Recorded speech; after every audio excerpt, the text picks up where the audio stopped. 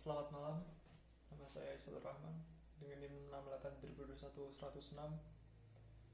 Saya akan membawakan artikel dengan judul Efektivitas Pembelajaran Daring terhadap Pemahaman Siswa. Baik, akan saya mulai. COVID-19 pertama kali mulai merebak di Wuhan, China pada tahun 2019 yang lalu. Karena tingginya peningkatan kasus COVID-19 pada 2020 awal, Indonesia memutuskan untuk menetapkan peraturan pembatasan yang diperketat pada Mei 2020. Peraturan pembatasan ini juga berdampak pada sekolah yang mulai menerapkan sistem pembelajaran jarak jauh atau secara daring.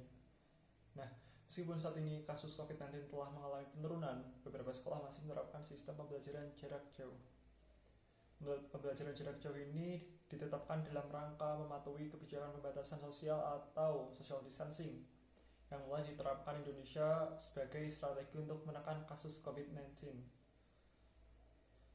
Indonesia pertama kali menetapkan pembelajaran jarak jauh pada 16 Maret 2020. Dan kebijakan ini mengharuskan berbagai pihak yang terkait dengan sistem pembelajaran untuk menguasai teknologi. Hal ini dikarenakan teknologi merupakan salah satu kunci dari terlaksananya pembelajaran jarak jauh dengan baik. Media pendukung pembelajaran yang biasanya digunakan pada sistem pembelajaran daring adalah Zoom, Google Meet, atau telekonferensi lainnya.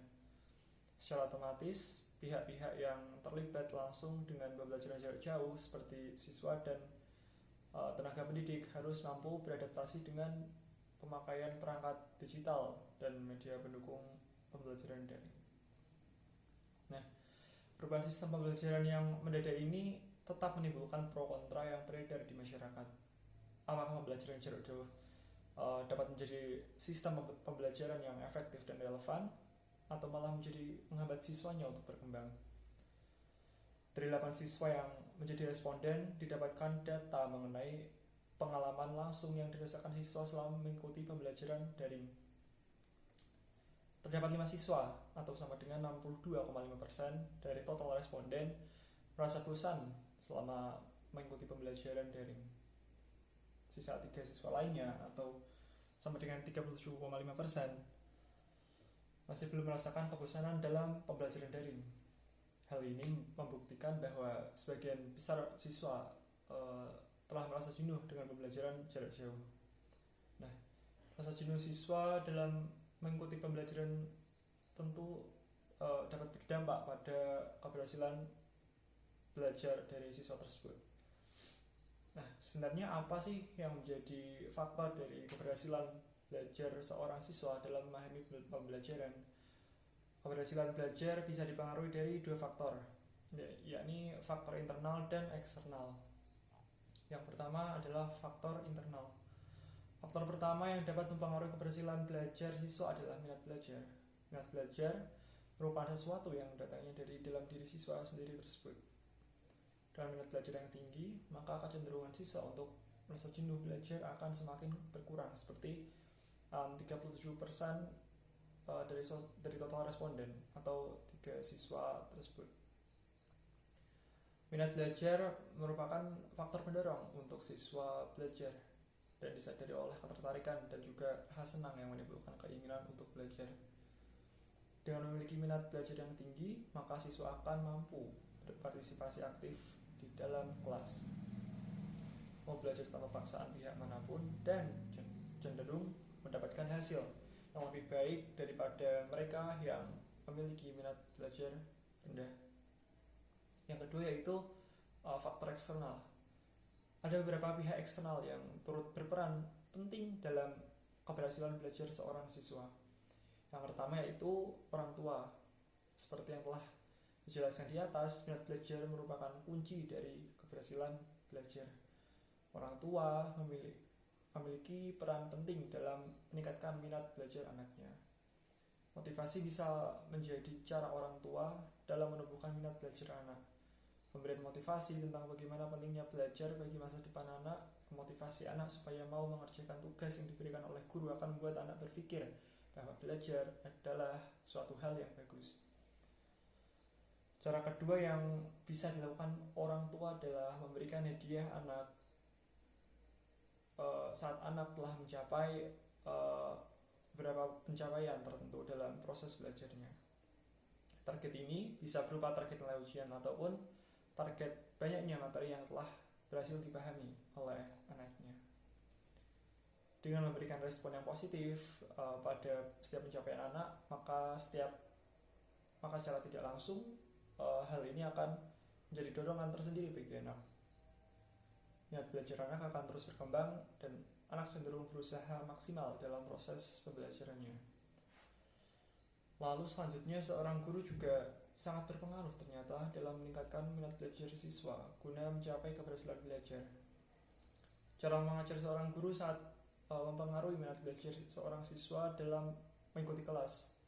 Semakin menarik cara mengajar guru, maka semakin kecil juga kemungkinan siswa merasa jenuh dalam proses pembelajaran ketika berlangsung. Nah, oleh karena itu dibutuhkan inovasi belajar yang menyenangkan supaya tercipta lingkungan belajar yang mendukung minat belajar siswa. Ruang lingkup yang mendukung akan mendorong partisipasi aktif siswa dalam proses pembelajaran. Guru yang mampu menyalurkan perasaan positif pada setiap kelasnya akan meningkatkan minat belajar siswanya. Nah, kalau begitu bagaimana dengan tingkat efektivitas sistem pembelajaran daring terhadap pembelajaran siswa akan materi yang disampaikan oleh guru secara virtual? Model pembelajaran daring merupakan model pembelajaran pilihan guru untuk merencanakan proses belajar yang sesuai dan efisien guna mencapai tujuan pembelajaran dengan memanfaatkan jaringan komputer dan internet.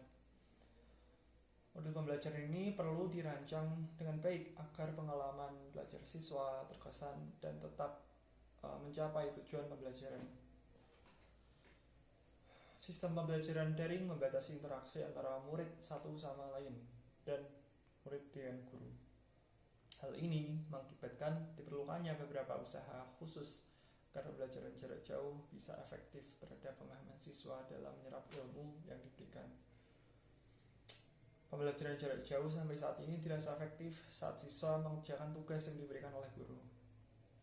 Minimnya pengawasan guru secara tidak langsung akan membuat siswa memiliki kecenderungan untuk mengerjakan tugas-tugasnya secara bersama-sama atau berkelompok.